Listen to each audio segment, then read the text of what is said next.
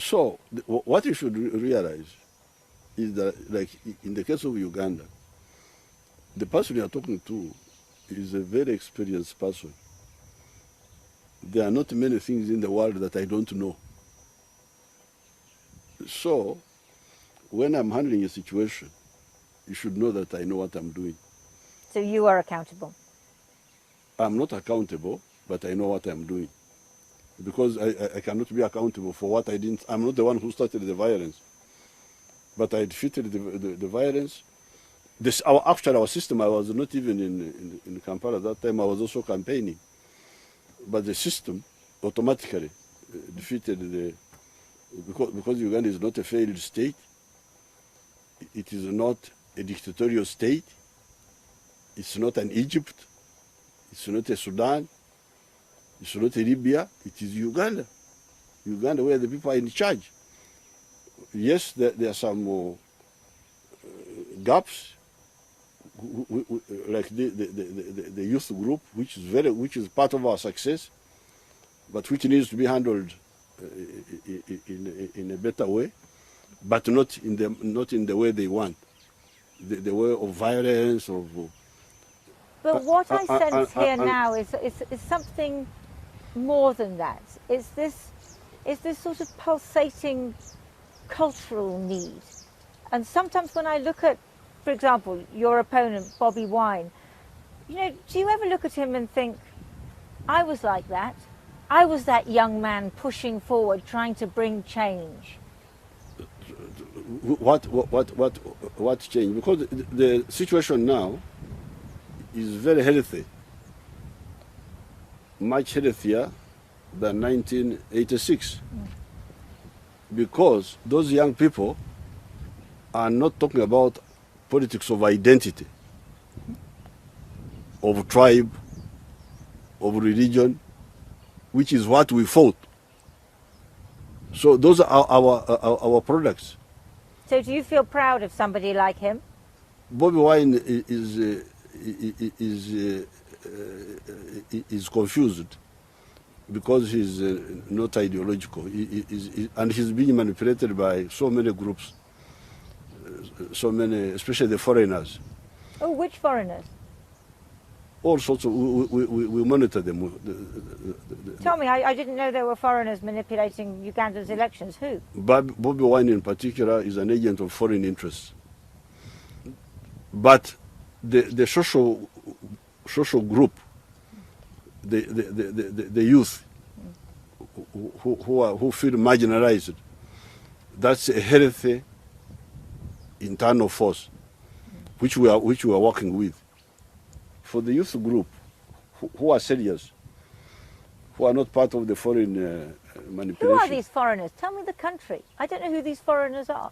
There are so many. There are so many. Because you see, the foreigners, especially the Europeans, they are full of arrogance. For Uganda is very successful. We have a very strong system because we know what we are doing. But because you have that your own analysis, like for instance, you think the problem of Uganda is because I've been in government for a long time, and actually that is the advantage of Uganda. So we don't agree. As long as it is democratically decided on, this is the correct thing. But because you have that view of yours, when charlatans, people are not serious, come up, oh, it is opposition to longevity in government. So you jump up and down in the West. And they get quite a lot of encouragement from the foreigners, from the homosexuals, from I don't know what. What have the homosexuals got to do with it? Oh, they are very happy. They are very happy with Bobi Wine. They actually, I think they even send them support. Why does it come back to the homosexuals? Many years ago, you may not remember this, you told me that there were always homosexuals in Uganda and they lived on the edge of the village and they would tolerate it. They were not persecuted. You told me that yourself. But in Europe, you promote them. You promote some homosexuality. You think homosexuality is an alternative way of life. While for us here, we think it is a deviation.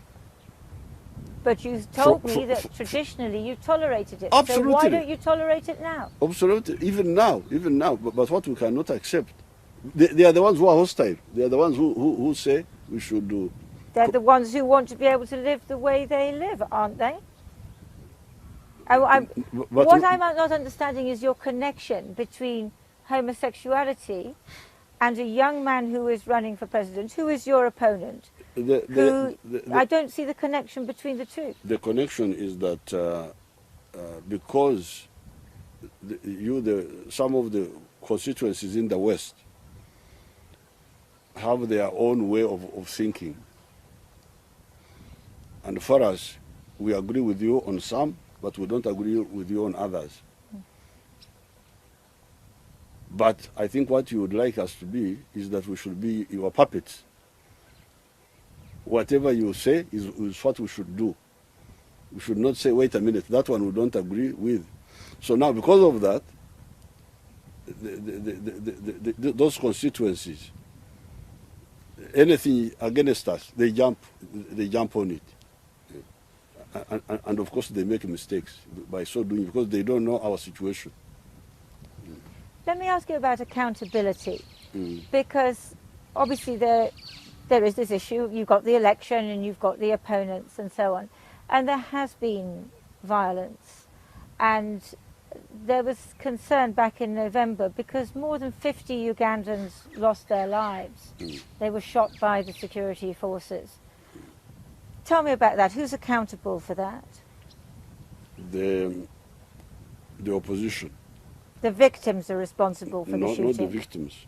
The opposition are the ones who wanted to organize an insurrection because they say they want to organize here what happened in Libya, supported by you people, by you, the Western governments, what happened in, Egypt,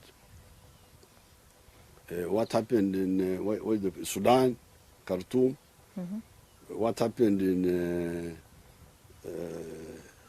well, these are revolutions that overthrew governments, at least temporarily.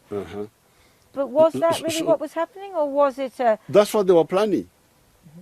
That's what they were planning, encouraged by actually Western governments, Western elements, I wouldn't say governments, Western elements, press, some this and that, some diplomats. But 50 Ugandans, more than 50, lost their lives, and it was the security forces who pulled the trigger. 32 were attacking security people. There was a 14-year-old boy who was killed. He was walking along behind his mother. Some died in the crossfire. Some died, some 22. But 32 were definitely... Who started that violence? Well, Bobi Wine was arrested, and then people started rioting. Of that, there is no doubt. Yes. And then the security forces but that one had been planned a long time. It had been planned. You see, because here, you are asking me, why have you not died, many of you? You are asking... No, I'm asking you who is accountable. No. That's what my question was, who is accountable? Before, you asked me, why have you not died, so many of you, from corona? You remember? I asked, why did you think that coronavirus was not ravaging the population of Uganda? Because we took measures. We took measures. And some of the measures was, don't congregate. Now, this agent of foreign interest, Bobi Wine, says, no, for me, I will congregate. You can't. I am also campaigning. I'm not congregating people. I've been campaigning for 2 months. I have never held a single rally. Not one. Even when they gather, I ignore them. I just sit in my car, wave inside my car and continue. Because I don't want to kill these people. So this agent of foreign interest You know, for me, that one will not apply to me. Oh, it will not apply to you. So we arrest, the police arrest him. But they had planned that when he's arrested, there should be uprising. So the uprising was defeated. So who are responsible? The ones who put those bankrupt ideas in the heads of some of the obviously not so capable actors. So for us here, we shall maintain our stability. Nobody can disturb it because we have a very strong system. Are you concerned about there being more violence between now and election day? Anybody who brings violence will be defeated. There will be no violence. And anybody who knows, and that was a rehearsal, that one, because that's what they wanted. But it was defeated. And I think many people are now more careful with the... You saw what happened in Washington the other day. You were joking with someone. Yeah, last night, yeah. Yes. You can get these people who have got very wrong ideas. You know, that parliament of the Americans was attacked. Are you still a freedom fighter? Oh, very much so. Very much so. Do you have any cause to fight for? You know somebody else who thought that he was always a freedom fighter was Robert Mugabe. Do you think he was? Do you think you're like him? Robert Mugabe made some philosophical mistakes, which I told him about, which philosophical mistakes? Yes. I don't know if it's philosophical when your country starts to starve. But those were part of the philosophical mistakes, because he did not understand the role of the private sector.